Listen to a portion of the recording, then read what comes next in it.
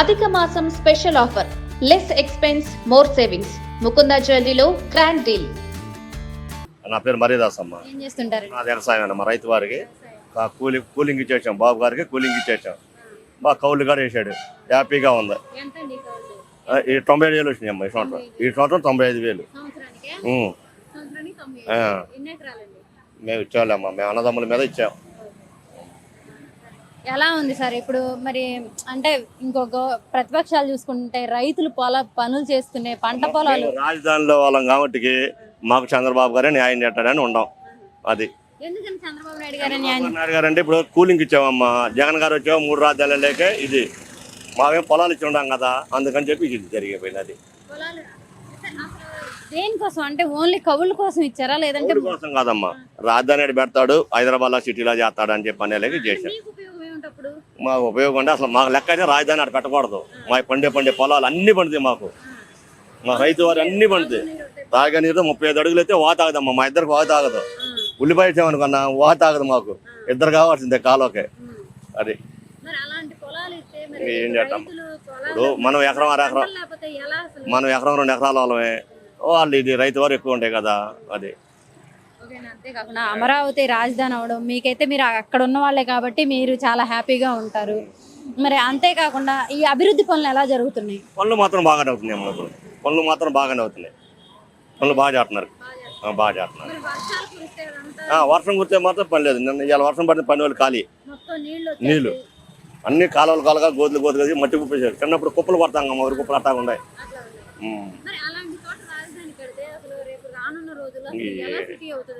ఏమన్నా మహాలు పెద్దోళ్ళు, మనం దేముంది రాజధానిలో వాళ్ళు పెట్టారు, మనం చేస్తున్నాం అంతే. రానున్న రోజుల్లో కూడా ఈ గవర్నమెంటే వచ్చింది అనుకుంటున్నారా మీరు? ఏమో చెప్పలేమమ్మా, గ్యారెంటీ చెప్పలేము. ఇప్పుడు మాదొక్కటే వచ్చింది అనుకుంటే మేము గొప్ప చెబుతాము, మా చోట ఉండాలిగా. ఇప్పుడు తల్లిగా 5 పుట్టాము, 5 గొప్ప ఉంటామని చెప్పుకుంటాం. కూటమి ప్రభుత్వం అంత ముందు కన్నా ఇప్పుడు బాగుందండి. నైస్ రోడ్లు బాగున్నాయి, చెత్త ఎత్తేసాడు పన్ను. చెత్త పన్ను ఎత్తేసారని అంటున్నారు. చెత్త పన్ను వేరే దాంట్లో ఏదో కలిపారు అంటున్నారు కదా? ఏం కలపట్లేదు, ఎక్కడా కలపలేదు.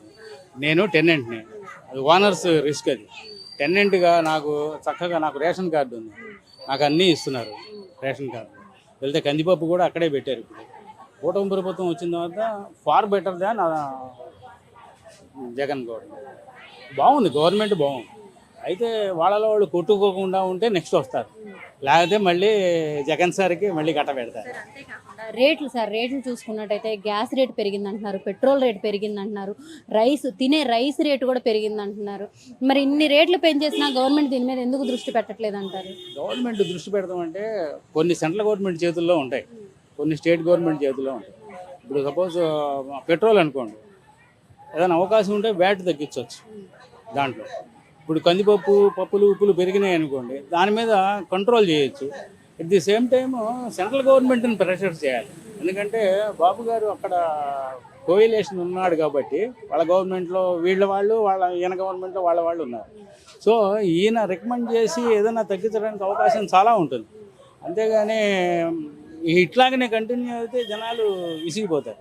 ఎందుకు సార్ అసలు? అంటే ఇప్పుడు గవర్నమెంట్, సెంట్రల్ గవర్నమెంట్ మనకు అనుకూలంగా ఉంది, మనకి ఫండ్స్ ఇస్తున్నారని బాబు గారు చెప్తూనే ఉన్నారు ఒకవైపు నుంచి. మరి ఎందుకు వీటి మీద తగ్గించే వాటి మీద ఎందుకు దృష్టి పెట్టట్లేదు అంటారు? అంటే పేద ప్రజలు చాలా సామాన్యులు, పేదవాళ్ళు కాదు, ఇటు ఉన్నవాళ్ళు కాదు, మధ్యలో ఏదైతే మిడిల్ క్లాస్ వాళ్ళు ఉన్నారో వీళ్ళంతా చాలా ఇబ్బందులు పడుతున్న పరిస్థితి మనం చూస్తున్నాం. విజయవాడ సిటీలో చూసుకుంటే ఒక రెంట్లు కట్టుకోవడానికి కానీ, ఇవన్నీ కొనుక్కోవడానికి కానీ ఆల్రెడీ చూసుకుంటే రెంట్లు పెరిగిపోయినాయి. ఇవన్నీ పెరిగిపోవడం వల్ల కరెంటు బిల్లులు చూసుకుంటే విపరీతంగా కరెంటు బిల్లులు వస్తున్నాయి అంటారు. మెయిన్ ప్రాబ్లం ఎక్కడ వచ్చిందంటే గల్ఫ్ దేశాల్లో వారు, అది లేకపోతే బాగానే ఉండేది. కొంచెం మనకి పెట్రోల్ మీద అంత ఇబ్బంది పడేది కాదు. ఆటోమేటిక్గా పెట్రోల్ పెరిగితే తక్కినవన్నీ బై ప్రొడక్ట్స్ అన్నీ పెరుగుతాయి రేట్లు. కాబట్టి పెట్రోల్ మీద రేట్లు తగ్గినట్టయితే బాగుంటుంది. కానీ అది సెంట్రల్ గవర్నమెంట్ తీసుకోవాలి. మోడీ పెంచుతూనే ఉన్నాడు, నార్త్ వాళ్ళు ఏమో వేస్తూనే ఉన్నారు ఓట్లు ఆయనకి. ఎందుకు వేస్తున్నారంటే అంటే మాటల గ్యారెడీ. ఎవడైనా సరే మాటలు చెబితేనే గ్యారెడీ. లాస్ట్ టైం గ్యారెడీ చేశాడు జగన్, పోయాడు. నెక్స్ట్ మోడీ పోతాడు. గ్యారెంటీ చేస్తే ఎవడైనా ఉంటాడు కదా. ఒక 5 ఏళ్ళు చూస్తారు, 5 ఏళ్ళలో కనీసం ఒక రోడ్డు బాగుపడింది, లేకపోతే ఒక ప్రాజెక్ట్ కట్టాడు, లేకపోతే ఒక క్యాపిటల్ ఇన్వెస్ట్మెంట్ చేశాడు, అది ఇప్పుడు కాకపోతే వచ్చే తరాలకు ఉపయోగపడుతుంది. అటువంటి ఆలోచనలు ఎవడుకున్నాయి? ఇప్పుడు పేద ప్రజలకు పంచి పెడతామంటే ప్రజెంట్ కష్టపడితే కష్టపడవచ్చు, కానీ ఇప్పుడు చేసే క్యాపిటల్ ఇన్వెస్ట్మెంట్ ఫ్యూచర్ తరానికి చాలా ఇబ్బంది బ్రహ్మాండంగా ఉంటుంది. ఇప్పుడు హైదరాబాద్లో ఐటీ అంతకుముందు నేను పనిచేసేటప్పుడు ప్రైవేట్ కంపెనీలో పనిచేసేవాడిని. అప్పుడు ఈడేంద్ర బాబు ఇక్కడికి వచ్చి ఎక్కడో రాళ్లలో ఐటీ అని అంటాడు, అది అంటాడు, కానీ ఇవాళ నెంబర్ 1 అయిపోయింది హైదరాబాద్ ఐటీ. అందుకని ముందు చూపు అనేటువంటిది కావాలి యువతరానికి. నెక్స్ట్ ఎప్పటి నుంచో లేదండి అది, ఏం లేదు. నేను 83లో వెళ్ళాడు హైదరాబాద్, 25 ఇయర్స్ ఉన్నా అక్కడ. నల్లకొండలో ఉండేవాడిని. అధ్వానమైన రోడ్లు, డ్రైనేజ్ ఉండేది కాదు, కరెంటు కటింగులు అన్నీ ఉన్నాయి. బాగా డెవలప్ అయింది ఎప్పుడనంటే కొంచెం గవర్నమెంట్ చేంజ్ అయ్యి చంద్రబాబు నాయుడు కొంచెం ఐటీ మీద దృష్టి పెట్టిన తర్వాత అక్కడ డెవలప్ అయింది. దాంట్లో మొహమాటం లేదు, చెప్పాలి, తప్పకుండా చెప్పాల్సిందే. అయితే తను చేశాడు తప్పు, అందుకనే 4 ఏళ్ళు ఇంట్లో 2 సార్లు టర్మ్ కూర్చోబెట్టారు కదా. లాస్ట్ టైం జగన్కి వేశారు, మరి ఇంట్లో కూర్చోబెట్టారుగా. అంటే ఆయన చేసిన తప్పుల్ని రికవరీ చేసుకొని రెక్టిఫై చేసుకొని ప్రజలకు ఏదైనా మేలు చేస్తే నెక్స్ట్ ఉంటాడు, లేకపోతే జగన్ అన్న వస్తాడు, అంతే. సరే సార్, పవన్ కళ్యాణ్ గారి విషయానికి వస్తే అసలు ఆయన ఏంటి, అసలు ఆయన విజనరీ ఏంటి, అసలు ఆయన ఏం కోరుకుంటున్నారు సార్? ఆయన ఇలా సమాజం బాగుపడాలని అనుకుంటాడు. ఇది నరనరాల్లో జీర్ణించిపోయిన సమాజం. ఆయన వాళ్ళు వచ్చి చేద్దామంటే కుదరదు. అయితే భావాలు మంచివే, అది ఇమ్మీడియట్గా ఎఫెక్ట్ అవ్వవు, ఫ్యూచర్లో ఎఫెక్ట్ అవుతాయి. ఆయన చెప్పినవి ఫ్యూచర్లో తరానికి ఇవి చెప్పి చెప్పి చెప్పి తినగా తినగా తినగా వేము తీయగా ఉంటుందంటారు చూసారా, అట్లాగనే ఈయన చెప్పి చెబుతూనే ఉంటాడు. ఓడిపోయినా కానీ చెప్తాడు అంటున్నారు సార్. మొన్న చూసుకుంటే మీరు చూస్తూనే ఉంటారు, సుగాలి ప్రీతి చూస్తూనే ఉంటారు. వాళ్ళ అమ్మగారు మళ్ళీ మీడియా ముందుకు వచ్చారు సార్. మీడియా ముందుకు వచ్చి అంటే ఎలక్షన్ ముందు వరకు మమ్మల్ని వాడుకున్నారు పవన్ కళ్యాణ్ గారు, అంటే ఆయన పర్మిషన్ తీసుకొని ఇప్పుడు కూడా మేము బయటకు వచ్చేసాం, బయటకు వచ్చి మాట్లాడుతున్నాం అని చెప్పి చెప్తున్నారు. మరి దాని మీద ఎందుకు ఆయన దృష్టి పెట్టట్లేదు? ఏమంటే అందరూ ప్రతి వాళ్ళని వాడుకునేవాళ్లే. జగన్ గవర్నమెంట్లో ఎంతమందిని వాడుకోలేదు ఆయన? ఎన్ని ఆస్తులు అమ్మాడు, ఎన్ని తాకట్టు పెట్టాడు, జనాలు చూస్తూనే ఉన్నారు కదా. ఏదో ఒకళ్ళిద్దరికి ఏదో ఇబ్బంది ఉందని బయటకు వచ్చి మంచిని మంచి అనాలి, చెడుని చెడు. ఆయన దాని మీదే, ఆయన నేను దీన్ని ఖండిస్తాను, దాని మీదే చాలా ఇచ్చేసారు కదా సార్.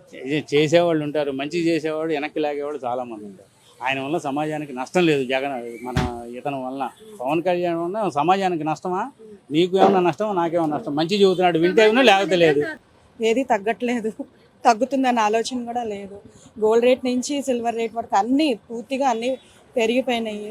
దాని తగ్గట్టుగా జాబ్ చేసే వాళ్ళకి శాలరీస్ కూడా పెరిగితే బాగుంటుంది, కానీ అట్లా శాలరీస్ తగ్గిపోయి ఇవన్నీ పెరిగిపోతే బిజినెస్ ఎట్లా చేస్తామండి? ఎవరైనా బిజినెస్ అయినా ఏదైనా ఫైనాన్షియల్గా కూడా నిలదొక్కుకోవాలంటే శాలరీస్ పెరగాలి, అన్నీ బాగుంటేనే మేము బాగుంటాము. అంతేకాకుండా ప్రస్తుతం గవర్నమెంట్ ఎలా పనిచేస్తుంది మేడం? మీకు ఎలా అనిపిస్తుంది అసలు గవర్నమెంట్ చాలా బాగా పనిచేస్తుందండి. మాకు డాడీకి కొంచెం హెల్త్ ప్రాబ్లం ఉంది. ఆ హెల్త్ ప్రాబ్లంకి మేము ఫైనాన్షియల్గా కొంచెం డౌన్ అయ్యాము. ఆ టైంలో పాపం ఉమా మహేశ్వరరావు గారు, బోండం ఉమా మహేశ్వరరావు గారు ఇంటి దగ్గరికి వచ్చి గడపకి వచ్చి మాకు మీకేం కావాలో చెప్పండి, ఇలాంటి హెల్ప్ కావాలన్నా మేము చేస్తామని చెప్పి దగ్గరికి ఇంటికి వచ్చి మరి డాడీని పలకరించి మీకు ఇది ఇస్తాము అని చెప్పి హామీ ఇచ్చి ఆ హామీని నెరవేర్చారండి. మాకు చాలా హ్యాపీగా ఉంది ఆ విషయంలో మాత్రం. డాడీయే కదండి, ఎవరికైనా పేరెంట్స్ తర్వాతే కదా.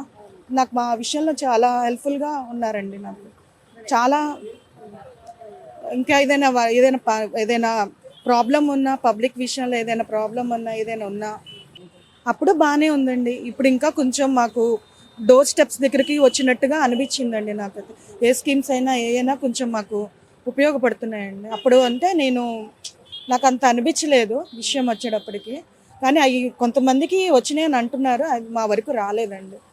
మరి అంతేకాకుండా అమరావతి రాజధాని అవడం మీకు ఎలా అనిపిస్తుందండి?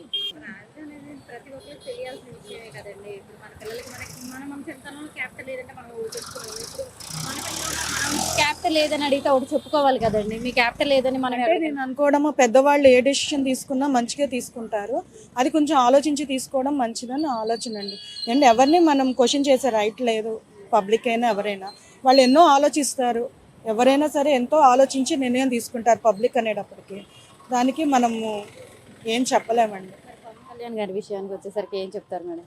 పవన్ కళ్యాణ్ గారు చాలా బాగా చేస్తున్నారండి. వాళ్ళ వల్లే కదా మేము ఇట్లా నిలదొక్కుకోగలుగుతున్నాం. అన్నీ బాగున్నాయండి. మరి నెక్స్ట్ రాబోయే రోజుల్లో మళ్ళీ చంద్రబాబు నాయుడు గారు అధికారంలోకి వస్తారనుకుంటున్నారా?